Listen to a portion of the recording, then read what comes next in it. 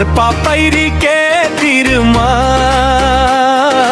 गूंजे मोर गाँव रे। मांदर बाजे धीरे गिरे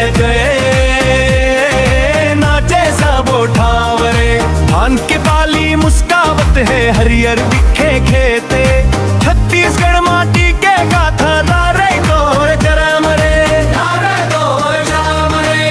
हरेली के तिहार आए गेंडी चढ़े जवान।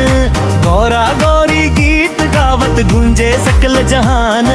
मोर संगवारी संग हंसत पे बैठे बरगद छाव। सुघर लागे मोर छत्तीसगढ़ सुघर लागे गाँव। हर पापैरी के तीर तुझे मोर गाँव रे। मांदर बाजे धीरे धीरे नाचे सब ठाव रे।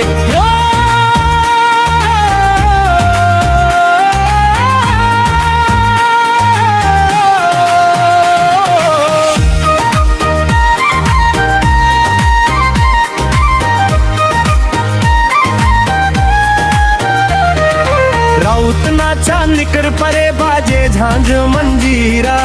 कर्मा डार लघु लावत आए गावत गीरा गीरा। महुआ फूल के खुशबू में महके जंगल डार। मोर माटी के महिमा गाथा गावत है संसार। दंतेश्वरी माई के जय गूंजे चारों धाम। बस्तर ले सिरपुर तक अमर रहे ये नाम। माया सेवा संस्कार ये हमर पहचान। छत्तीसगढ़ के लोक धरोहर रहे सदा महान। हर पापैरी के तीर गूंजे मोर गाँव रे। मांदर बाजे धीरे गिरे नाचे सब ठाव रे। छत्तीसगढ़ माटी महतारी तोर चरण मने वेत। जन्म जन्म तक गावत रही वो तोर महिमा गीत।